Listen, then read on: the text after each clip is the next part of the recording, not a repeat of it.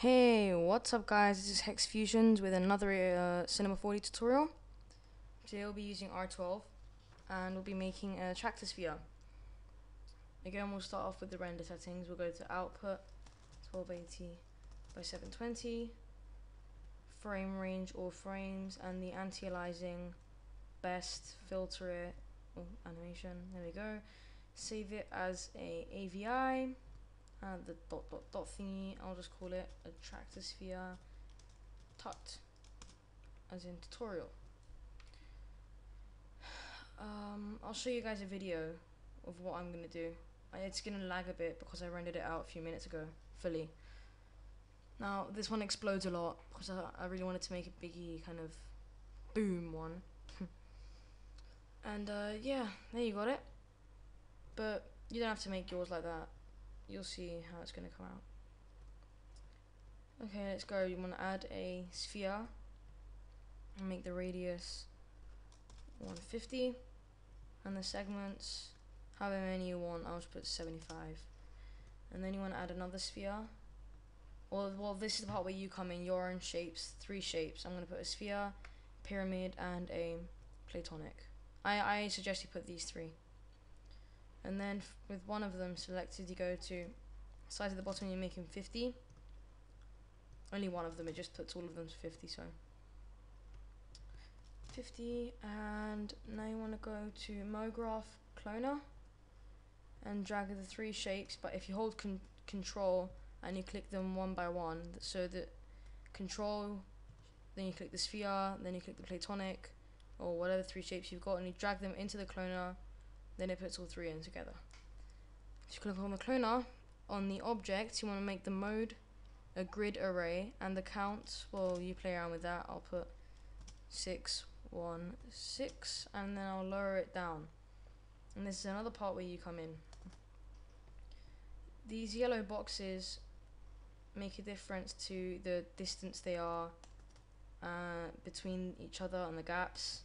So the further it is, the more back you pull it, the further they are from each other, and the closer, the more compressed. So make it fair, like about that much, I suggest. Now what you want to do is you want to have the cloner selected and go to MoGraph effector, random effector, and it randomizes the stuff. Go to, is it parameter? Yes, it's parameter. Make the X and the Z 0 and leave the Y to 50, and then for the rotation, play around with that. I'm going to put like 100, 300, and just put 250. Just whatever you want to do there. Now you want to create a floor. Just move the camera a bit down, about that much. Go to the light tag, hold it down and create a floor. Lower it as to be under the objects and everything, and you hold control with the floor selected, then you select the big sphere, the cloner, and you right click on them, and this is for R12. For R11.5 you go to MoGraph tags rigid body. For R12 you go to dynamic tags dynamics body. So what would happen now is they would fall down. That's weird. And you want to go to sphere, collision. Is it collision? Yes, it is. Shape, automatic mode dynamics, and dynamics, make sure it's off. So now only they react, but the cloner, my mistake. Oh, I shouldn't have done that. For R12, sorry, for R12 you want to go and put the rigid body tags on the shapes. So now you can see they'll actually fall instead. There you go. Oh, just made a mistake there.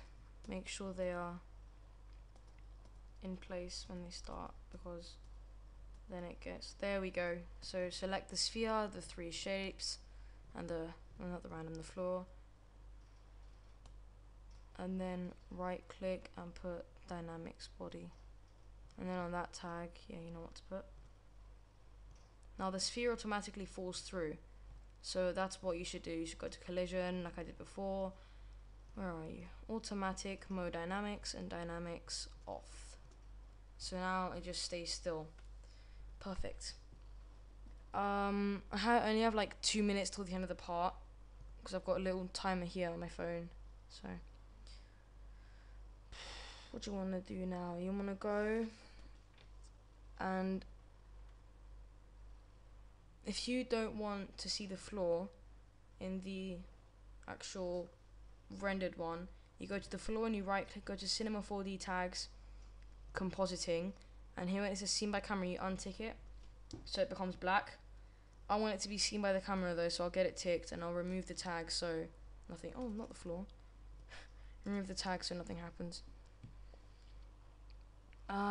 And now you want to start putting in the effects. You want to go to here, this emitter thingy, the tag, go to Attractor, and you can see it starts in there. Now I advise you make the strength to about 12,000 because it gets pretty strong. And well, we'll start off by putting this the way the position they go now. I'll put them at least like 20 each. 20 frames. Put to the top left, then at 40 we'll make it bottom right. Put the keyframe. Yeah, you want to put the keyframes whenever you're going to do it, remember, don't just change it round. Then at 60 there, then at 80 put it up at top to make it 140. Stretch it around more. 100. We'll make it in the middle and actually bring it out so you can see it come to the middle. And then at 120, no, it's not 109, 120, I'll make it go back in and down to the bottom. And the good thing you could do is if you're at 140 for example, you take the Attractor sphere right to the bottom there. They just explode and go everywhere, so I'll just put 150 so you can actually have time to see it explode. Like this. So yeah, it just goes like this now. Boom, right at the end. Like that looks perfect. Okay. So now we'll add a light, just a light, and the array and the stuff you'll see now. You want to put a light array, drag the array into the light. My mistake. The light into the array, and you get a lot of lights around it. Now you go to click on the array and make as many copies as you want. I'll just put 3. So you have 4 lights, and you can move them around. You can see the way they shine. You can put it under. It will look like this. That looks pretty nice. You can put it in the far top. Looks fine too. Or you could put it in the middle, which is where I'm going to keep it. Right there. That's all we'll do for this part. And I'll see you guys in the next part, which is right now. Bye.